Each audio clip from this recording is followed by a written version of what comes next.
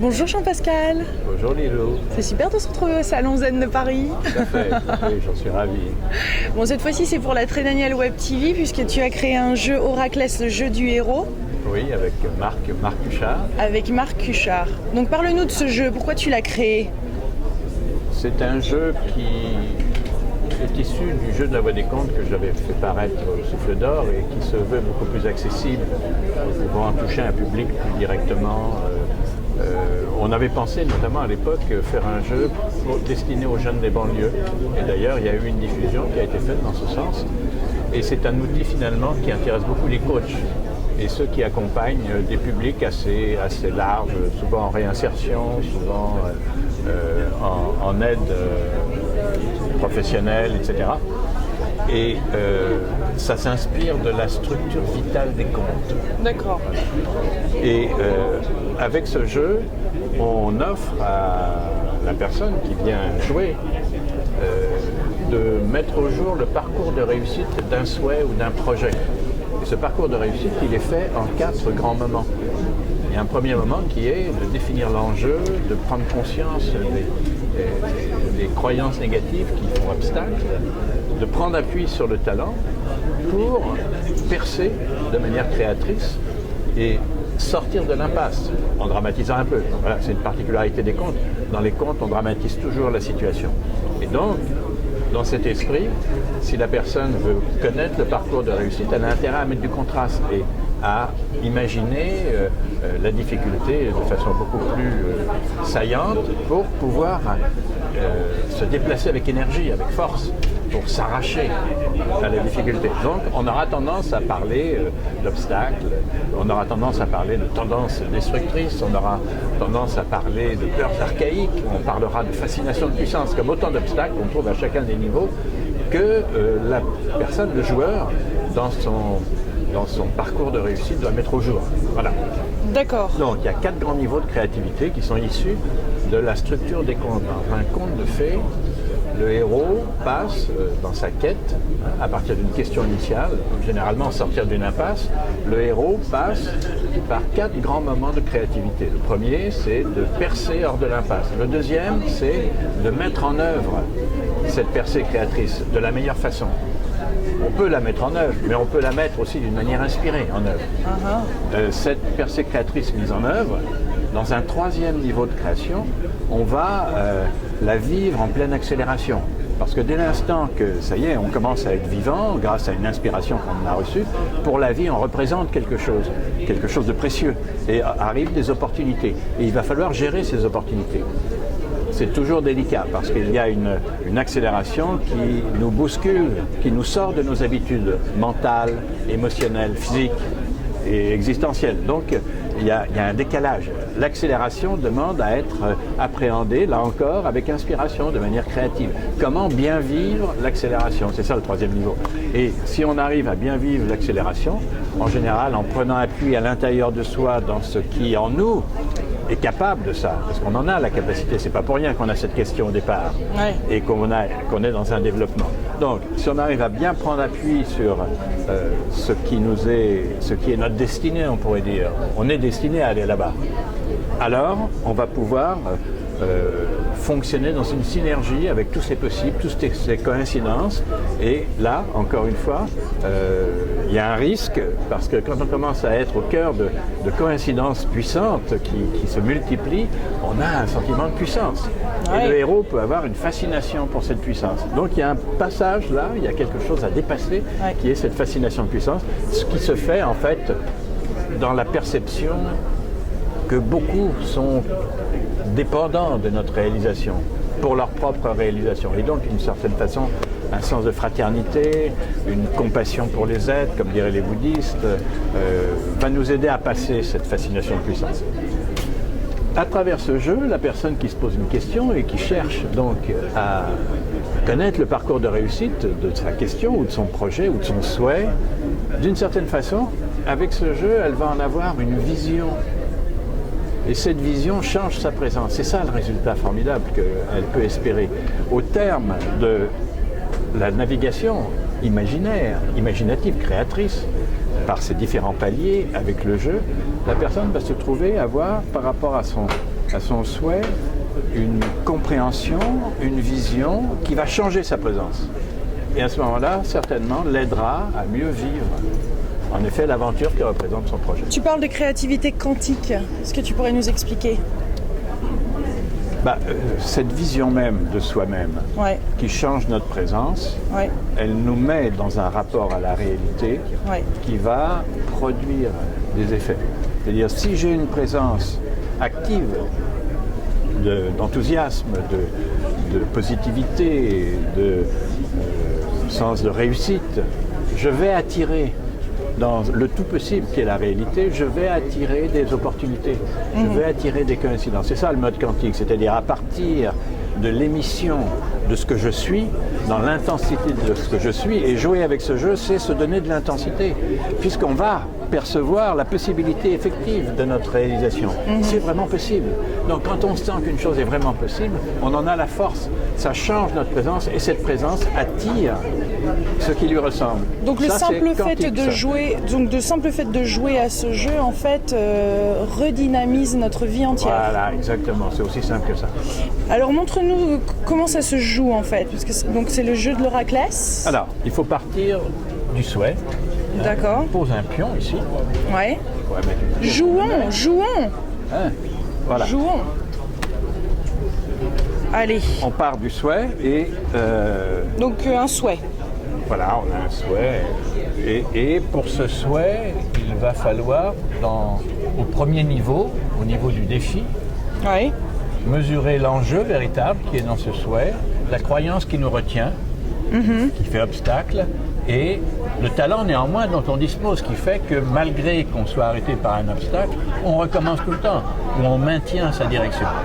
Mais bien sûr, maintenir sa direction face à un obstacle, c'est tourner en rond.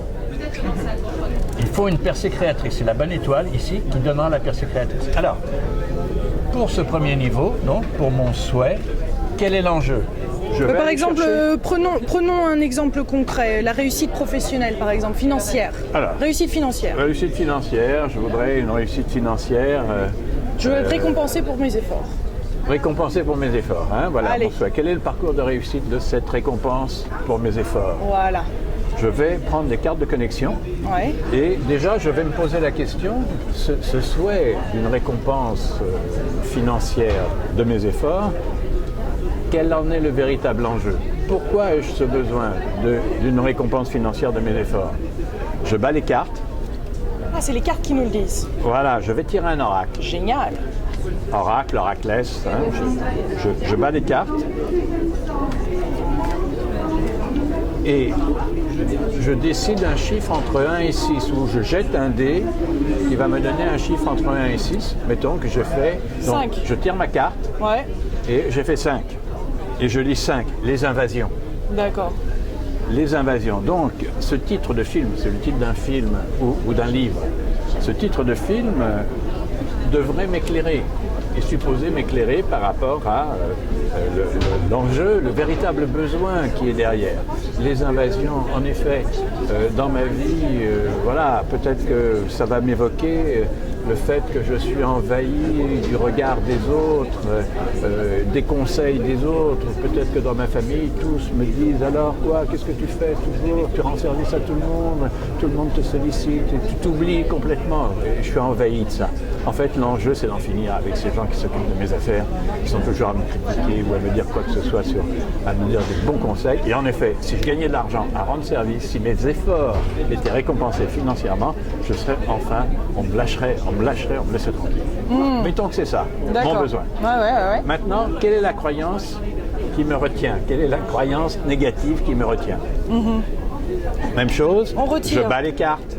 Ça se joue à plusieurs en fait? On peut jouer à 4. Oui, il y a des fiches de synthèse ici, de parcours, qui permettent de jouer à plusieurs. On peut jouer à 4, on joue chacun son tour, et on fait un partage à l'issue de chaque niveau. Donc, quelle est la croyance négative? Je tire une carte, un chiffre entre 1 et 6. 2. 2, et je lis un esprit libre. Voilà. Ah, Alors, bah un forcément, esprit ça va libre. bien avec l'évasion, ça. Oui, mais c'est une croyance négative. Ah. C'est-à-dire, quand je pense à l'esprit libre, je pense à cette croyance, ce doute que j'ai de moi-même, que je ne suis pas libre, que mon esprit n'est pas libre. En effet, c'est une chose qui me tourmente assez. J'aimerais avoir cette liberté d'esprit que mon frère a, par exemple, ou que mon cousin a. Et moi, j'en suis loin. Et bien sûr que, n'ayant pas l'esprit libre, je me fais prendre par les désirs des autres. Et bien sûr, je suis toujours à rendre service et à n'avoir aucune rétribution pour... Alors faisons une petite pause là. Comment expliques-tu le fait que quand on prenne les cartes, on décide un certain nombre, c'est la bonne carte, c'est la carte qu'il nous faut, c'est le message qu'il nous faut? Comment ça se passe? Quel est le mécanisme derrière ça? Pour moi, c'est pas comme ça. D'accord, non, dis-nous. Mais dans la nécessité où je suis d'avancer, Ouais. je veux absolument connaître la réussite de ce parcours. Et je n'ai que ça comme appui. C'est-à-dire que grâce à la carte, au message qu'elle sort, et le message, il est... Une autre carte serait tout à fait autre chose. Moi, je vais prendre appui sur la carte, sur les invasions ou sur l'esprit libre. Je vais prendre appui pour plonger en moi et dans le temps le plus bref, sortir quelque chose qui se tienne. C'est-à-dire, je me mets en accélération au contact par l'intuition de la part profonde en moi qui sait. En réalité, quelque chose en moi sait très bien le parcours de réussite. Voilà. Sauf que moi, je n'ai pas accès à cette part qui sait. Ouais. Vous savez, cette part qui sait, c'est cette part qui nous parle dans les rêves la nuit, qui nous parle dans les... et qui, dans des songes, nous dit la vérité des choses. On sait bien, on sait que dans les songes, on peut voir l'avenir d'une façon étonnante. On a une connaissance, on peut accéder à une connaissance absolument improbable. Or, ce jeu et ce mode oraculaire permet, en appui sur des oracles, justement, d'aller plonger dans cette part inaccessible ou difficilement accessible, que néanmoins la force d'un oracle, dans le temps où il faut y répondre, permet. Et à travers un oracle, j'accède et voilà. Donc j'ai dit, ma vie est assujettie à la pression des autres, mon esprit n'est pas libre, ils m'envahissent. C'est pour ça que j'aimerais tant, parce que l'argent ne m'intéresse pas spécialement, mais j'aimerais tant qu'il y ait une récompense financière de mes efforts. Quel talent ai-je à disposition par rapport à ce souhait? Je bats les cartes. De nouveau. Voilà. Et un chiffre entre 1 et 6. 1. Les fantômes. Ah, Alors, qu'est-ce que je peux faire d'un mot pareil, hein? Dans la résonance, qu'est-ce que mon intuition, la part parce qu'on on est profonde- toujours dans le défi. Hein. Oui, tout à fait. Qu'est-ce que la part profonde qui est en moi peut faire de ce mot, les fantômes? Vous voyez, quelqu'un aurait une autre idée, bien sûr. Voilà, pour moi, les fantômes. Les fantômes, le talent, les fantômes, je pense à ma famille, je pense à mes ancêtres, etc. De tout temps, il y a une générosité dans ma famille, il y a une sorte de... On ne compte pas, d'une certaine façon. Je porte ça en moi. Ah on ne oui, compte d'accord, pas. Et je cette vois. générosité, bien sûr, elle aimerait pouvoir se vivre plus facilement. Elle bute sur l'obstacle des désirs des autres, etc. Mais cette générosité, elle est libre. Elle a quelque chose d'infini. Oui. Elle vient de loin et elle est encore, elle a encore beaucoup à donner. Donc il n'y a pas de souci. Ma générosité, néanmoins, elle demande une réponse parce que ma générosité, elle bute toujours sur ces gens qui m'envahissent. et Ça en sur fait ces- des pistes là. Ben oui. Donc les fantômes, mes ancêtres, mon atavisme, ma générosité naturelle, c'est mon talent infini auquel la vie va apporter, la bonne étoile, ma bonne étoile, va apporter une réponse. D'accord. Pour ça, je tire les cartes de bonne étoile. Là, c'est la version grande, mais en fait, là, vous avez. Ça, c'est la petite. Ça, c'est vraiment Voilà. le plateau de jeu qu'on reçoit. Oui, qui est dans le coffret. jeu.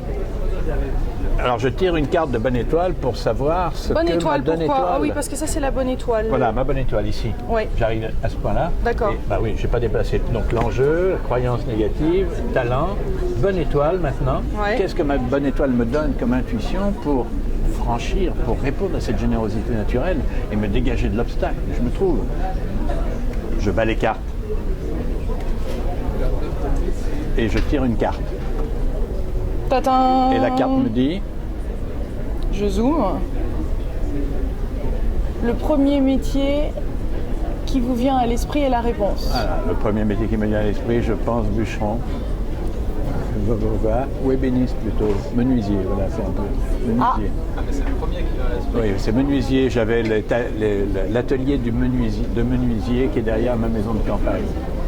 Voilà, donc il y a un menuisier, là, il a un atelier, donc menuisier. Menuisier comme bonne étoile, intuition. Le menuisier travaille le bois dans le sens du fil. Hein, le bois a un fil, il doit suivre ce fil, et s'il suit ce fil, il peut faire des merveilles. Et d'une certaine manière, au fond, ma générosité est mon fil. Et si je suis mon fil, je ferai des merveilles, exactement comme le menuisier. Donc quiconque, quoi qu'on me dise, qu'on m'envahisse, qu'on se mêle de me donner des avis, et, comme ça à l'infini, voilà, moi, dans ma générosité naturelle, je peux, si je suis cette générosité naturelle, comme le fil d'un bois auquel il faut s'astreindre pour produire voilà, des œuvres, des meubles, que sais-je, correct, eh bien j'ai des chances de pouvoir m'en sortir. Donc voilà l'idée. Et là on peut être aidé par les autres joueurs. On peut être aidé par les autres joueurs. Bien sûr, oui, oui. Un autre joueur ferait l'écho, dirait ah oui, oui, ça te ressemble, ou oui, c'est une bonne idée. Voilà. Donc, de l'impasse où j'étais, de la difficulté où j'étais, j'ai trouvé quelque chose, un sens intime puisé à l'intérieur de moi, dans lequel je peux me ressourcer. Hein, c'est-à-dire, voilà, ma générosité naturelle est comme un fil qui, tel le menuisier, va lui permettre de produire des objets bien faits. Voilà. Donc, dans mon parcours de réussite, financièrement, trouver une rétribution pour ce que je donne, tous les efforts que je fais, ça s'inscrit dans cette perspective. La bonne position, c'est d'avoir confiance en ce fil qu'est ma générosité naturelle pour produire ce que j'ai à produire. Et là, je commence à être dégagé de l'invasion des autres. Je suis beaucoup plus dans mon intimité, dans ma nature profonde. Dans ma vérité. Dans ma vérité. Voilà, pour parler du premier niveau. Donc, au deuxième niveau, ici, le possible, c'est une telle idée, une telle inspiration, quelle est sa promesse ? Elle peut me mener où, une telle inspiration? Donc, la première chose que je vais regarder, c'est la force de cette intuition. Ce qu'elle vaut, sa richesse. Ah oui. Pour ça, je vais tirer. On va peut-être pas faire tout le jeu, mais non, voilà. non, mais je vais tirer c'est très une autre intéressant. Carte. Voilà, une autre carte, un chiffre de 1 à 6. 2. Le coût de la vie. Le coût de la vie. Cette intuition, donc, à travers cette phrase, elle dit le coût de la vie, c'est formidable. Si je cherchais justement une rétribution à mes efforts, une rétribution financière, on me parle d'un coût de la vie. Donc c'est à voir avec le vrai coût des choses. Et c'est un coût qui a une correspondance avec ce qui est dans mon cœur. Je sens bien que à prendre appui sur le fil qu'est ma générosité, ça donne le vrai coût, le vrai prix de ce que je fais. Comment ça? Comment ça?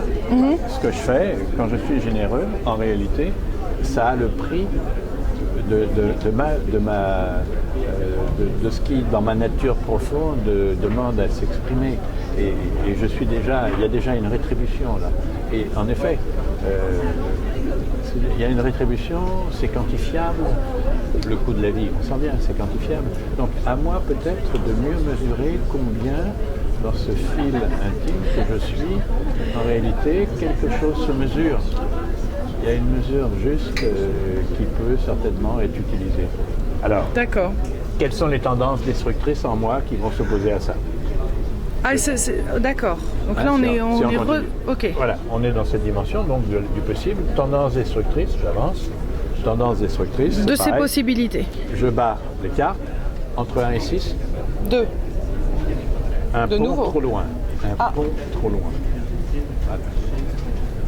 Ce qui pourrait venir là, c'est une sorte de découragement que j'ai toujours tendance à bourrer le mou, à raconter des histoires, à voir trop loin.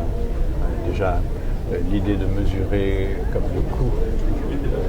Ces efforts ont un coût, sont mesurables, donc peuvent être comme monnaie d'échange, que sais-je.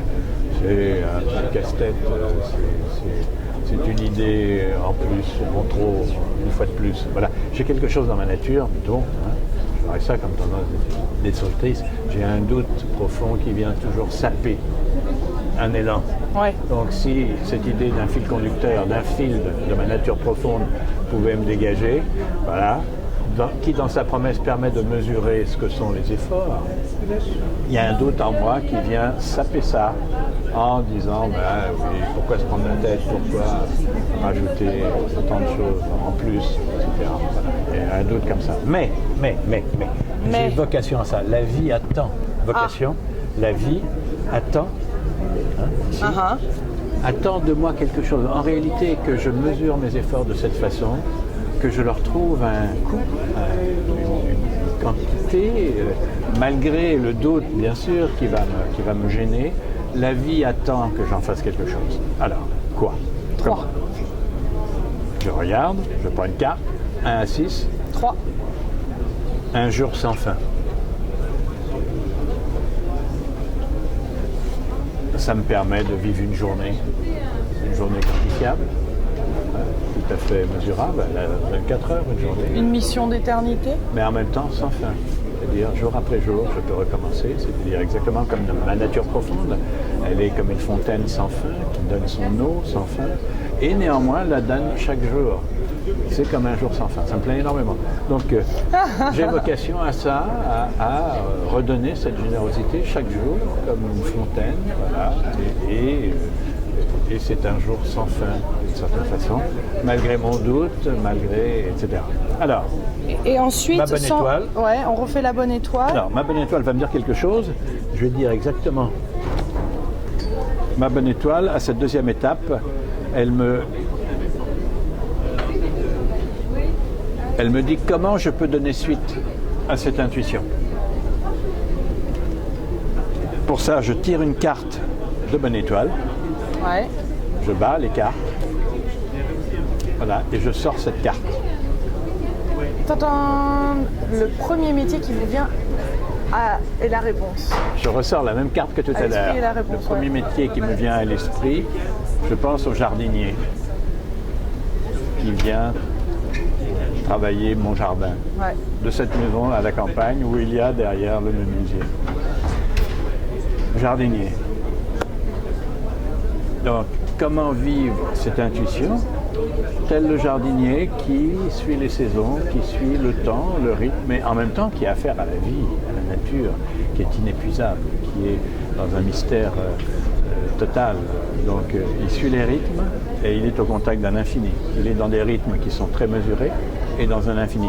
Et au fond, c'est bien ce qui m'importe, moi.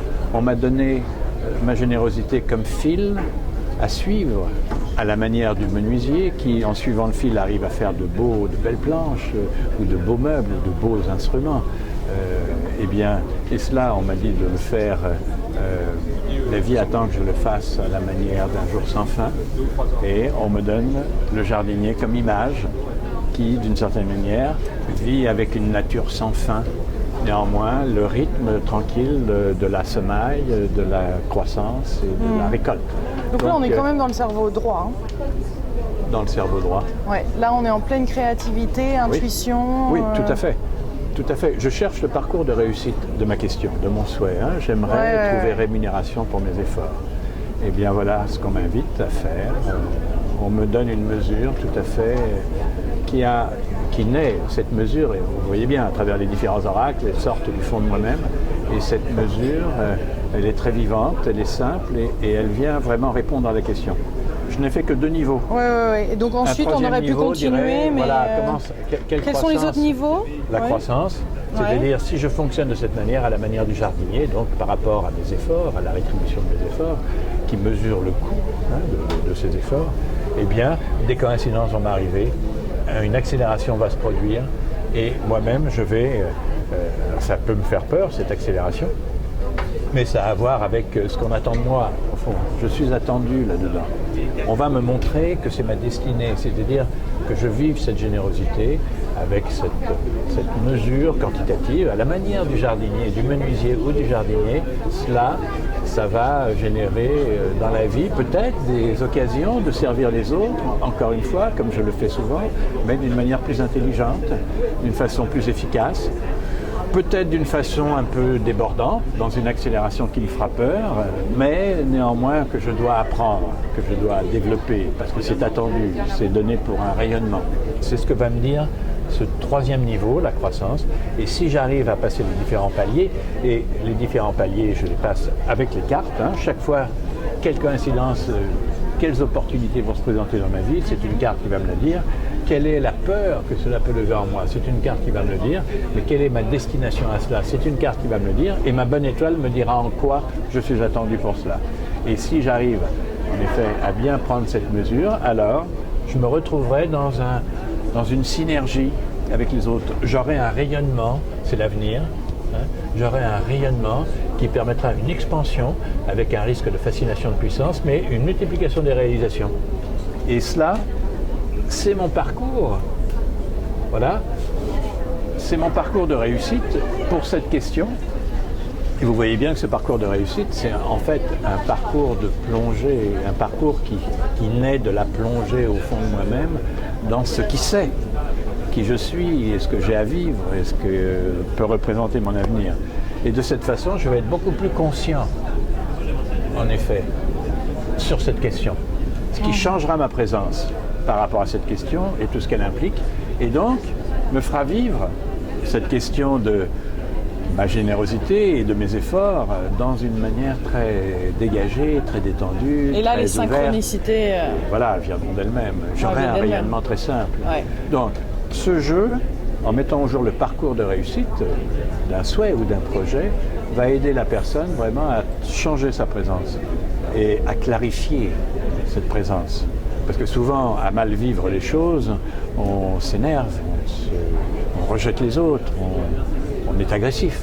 Ouais. Étant sous pression, on rejette, enfin, on renvoie cette pression aux autres. Tandis que là, prenant conscience, on va être beaucoup plus accueillant, beaucoup plus souple, beaucoup plus fécond. Très intéressant. Et pour finir, pour conclure, on tire un pouvoir pour se donner plus de force. Ah. Voilà. Et le pouvoir, c'est... les cartes de pouvoir sont des cartes utilisant l'image d'animaux. Par exemple, quel pouvoir pourrais-je solliciter, moi, pour avancer selon ce parcours de réussite, le mettre en œuvre? Parce que ça, c'est une vision, mais il va falloir mettre en œuvre cette vision pour le mieux. Bien Donc, sûr. je demande Agir. Donc, je demande l'aide d'un pouvoir pour concrétiser cela. Super. J'ai des cartes de pouvoir. Yes. Je bats ces cartes. Je tire une carte. Et je tirerai ceci. Par son exemple, il vous montre la puissance du retour sur soi et l'intérêt des phases de calme pour profiter des expériences passées. Qui ça? Quel animal? L'ours. Voilà, l'ours. J'ai tiré l'ours. Donc par le pouvoir de l'ours, je vais réaliser ce parcours que le jeu m'a montré dans la vision. Et cette nouvelle présence que cette vision me donne, l'ours, par son exemple, va me montrer la puissance du retour sur soi que je viens de faire, en effet, et de l'intérêt des phases de calme pour profiter des expériences passées. Voilà, ça correspond tout à fait. Je vais le faire avec l'aide de l'ours, cette puissance archétypale qui va m'aider dans cette réalisation. Voilà. Et brièvement, 2 petits mots sur ce livre-là qui est la suite, c'est ça? Oui, alors ce livre-là, Voler, Conte pour apprendre à voler, qui, dans son annexe pratique, contient un jeu, correspond au 5e niveau. Ici, on a un premier niveau, le défi, un 2e niveau, le possible, un 3e défi, la croissance, un 4e niveau, l'avenir, et le 5e niveau, c'est le contact, justement, avec ce pouvoir archétypal qui permet de voler, qu'on a entrevu à travers l'ours, mais là qui est beaucoup plus détaillé. Là, dans le conte, dans ce jeu Voler, qui est à la fin de ce livre, on invite la personne à ajouter à ces 4 niveaux l'aide d'un mentor. On va se relier à un mentor. Quel pourrait être le mentor dans ma vie qui vienne m'inspirer, qui m'inspire ce parcours de réussite? Le mentor, on va le prendre parmi les héros de la mythologie ou parmi les grands hommes de l'histoire. Ah d'accord, c'est pas forcément un mentor physique. Artistes, ou parmi les grands artistes. Non, c'est pas forcément un mentor vivant, c'est l'idée d'un mentor qui appartient à la source d'inspiration, à la grande source, au grand courant créateur, au grand courant d'inspiration de notre humanité. Donc ça peut être des personnages mythiques, ça peut être des personnages héroïques, ça peut être des personnages de l'histoire. Ça pourrait être Alexandre le Grand, ça pourrait... Et dans le coup, on l'amène dans notre imaginaire. Voilà, ça lui pourrait pose être des Gandhi, questions. ça peut être un sage de notre époque ou un sage du passé, ça peut être un grand artiste, ça peut être un grand chercheur, un grand savant. Donc, qui, parmi ces génies qui ont fleuri dans l'humanité, m'inspire dans mon parcours de réussite? Et si je peux me rattacher à un mentor de cette façon, alors je vais demander à ce mentor qu'il me dise comment m'engager dans ce parcours, par quel chemin de non-retour accélérer ma réalisation. Comment on prend place cette conversation? Je veux dire, on le fait venir dans notre imaginaire? Voilà, tout à fait. On joue avec des cartes, là aussi. D'accord. On tire des oracles, c'est-à-dire... De nouveau. Pour trouver le mentor, on va tirer un oracle. Pour recevoir le Son vœu message, à faire le de vœu. non-retour qui permet une accélération, on va tirer une carte. Pour ensuite se retrouver dans un chemin de coïncidence qui va nous permettre d'accéder à la chance de notre vie, dans ce parcours de réussite, que nous inspire notre mentor. On va tirer une carte pour ensuite voir quel échantillon d'apprentissage nous sommes pour l'ensemble, c'est-à-dire notre rayonnement, ce qui à travers nous, dans ce parcours de réussite, inspiré par le mentor, nous apportons comme œuvre, comme chef-d'œuvre, voire. En tout cas, quel apprentissage nous faisons avancer qui profitera à tous à un moment ou à un autre, n'est-ce pas? Ça, merveilleux. Pour cela, on tire une carte. Donc ça correspond à un 5e niveau, comme on les a ici. C'est peut-être délicat, vous voyez, les 4 niveaux, ils sont là, à partir de la question initiale. Au 2e niveau, il y a une ouverture. Derrière, il y a un modèle de croissance. Il y a toutes les opportunités. Il y a toute la synergie. Et la 5e énergie, c'est l'énergie de créatrice qui tire. C'est l'énergie du mentor, énergie d'inspiration qui permet de s'envoler avec son souhait et de voler d'inspiration en inspiration. Merci beaucoup Jean-Pascal. Je t'en prie. Merci. Magnifique, magnifique.